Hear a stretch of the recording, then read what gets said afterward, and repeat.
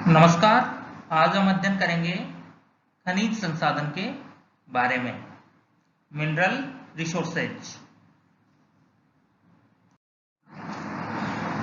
सबसे पहले खनिज के शाब्दिक अर्थ को जानेंगे।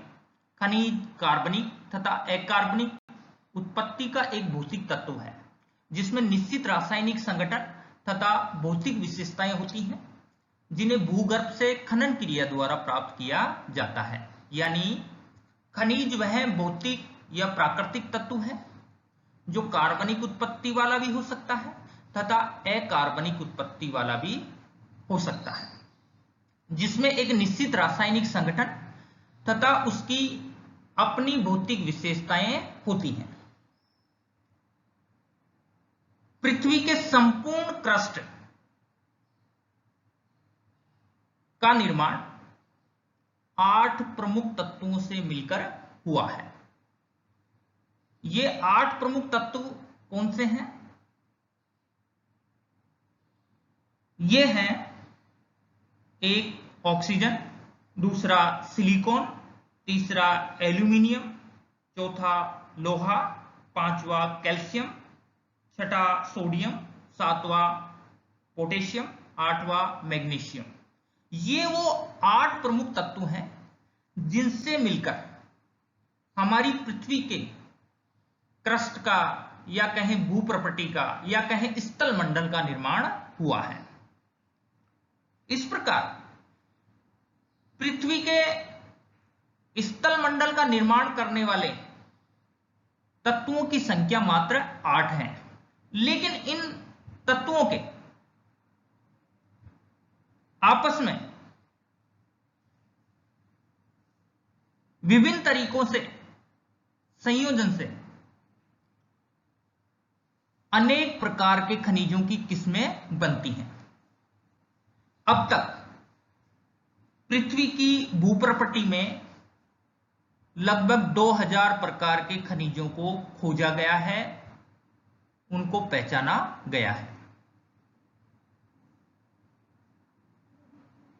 कुछ खनिज एकल तत्व द्वारा निर्मित भी होते हैं, जैसे कार्बन, हीरा आदि, जबकि कुछ खनिज 2 या इससे अधिक तत्वों से निर्मित होते हैं।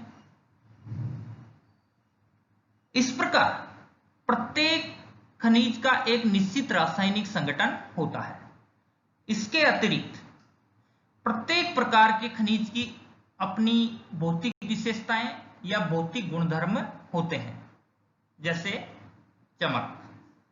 प्रत्येक प्रकार के खनिज की एक जैसी चमक नहीं होती, या कहें कि प्रत्येक खनिज की अपनी चमक होती है। कुछ ग्लासी होते हैं, कुछ मेटेलिक होते हैं, कुछ रेशमी होते हैं। रंग, प्रत्येक प्रकार के खनिज का एक जैसा रंग नहीं होता। धारियां, पारदर्शिता, कुछ खनिज पारदर्शी होते हैं, कुछ खनिज प्रकाश की किरणों के लिए अपारदर्शी होते हैं। संरचना, प्रत्येक प्रकार के खनिज की जो कणीय संरचना है वो अलग प्रकार की होती है, विशेष प्रकार की होती है। इसके अतिरिक्त कठोरता, प्रत्येक प्रकार का खनिज एक जैसी कठोरता नहीं रखता। कुछ खनिज अधिक कठोर होते हैं, जैसे हीरा, जबकि कुछ खनिज कठोरता अत्यंत कम रखते हैं, जैसे जिप्सम आदि। इस प्रकार ये वो भौतिक गुणधर्म है जो प्रत्येक खनिज में विशेष प्रकार के होते हैं।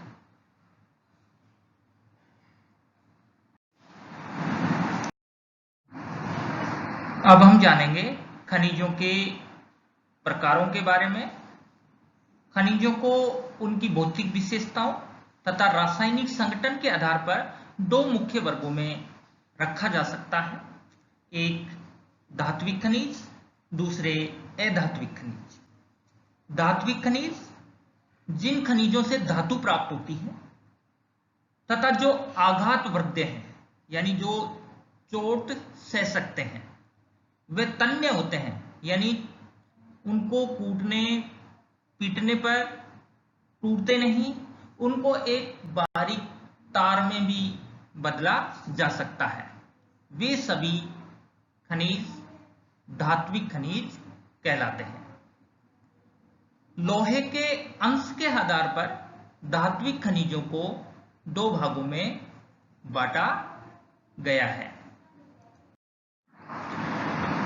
लोहे के अंश के आधार पर धात्विक खनिजों को दो भागों में बांटा गया है, लोह धात्विक, अलोह धात्विक। लोह धात्विक वे खनिज हैं जिनमें लोहे का अंश पाया जाता है। लोह धात्विक खनिजों के प्रमुख उदाहरण हैं लोह एस्क, manganese, tungsten, nickel, cobalt, chromium, molybdenum एवं टाइटेनियम। ये वो लोह धात्विक खनिजों के प्रमुख उदाहरण हैं।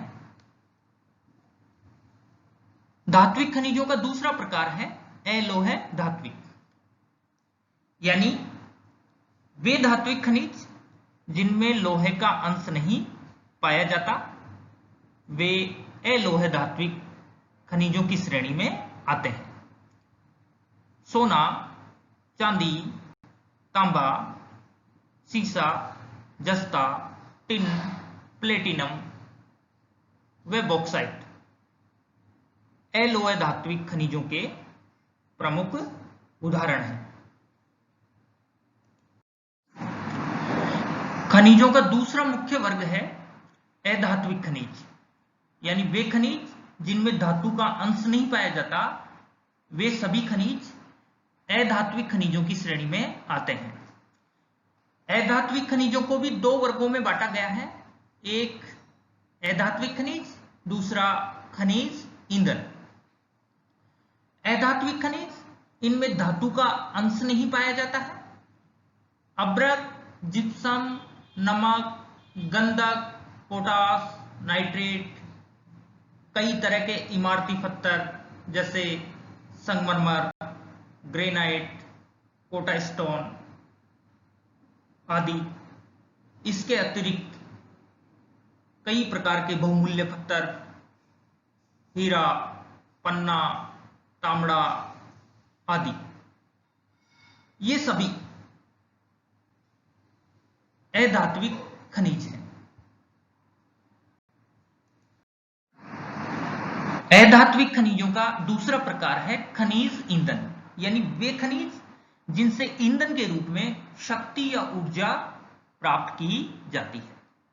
इस वर्ग में कोयला, पेट्रोलियम, प्राकृतिक गैस तथा आणविक खनिज सम्मिलित हैं। आणविक खनिज यानी वे खनिज जिनसे आणविक ऊर्जा प्राप्त की जाती है। आणविक ऊर्जा जिन खनिजों से प्राप्त की जाती है उनमें uranium, thorium, ilmenite, beryllium, monazite प्रमुख है। इस प्रकार ये सभी खनिज खनिज ईंधन की श्रेणी में सम्मिलित हैं। धन्यवाद।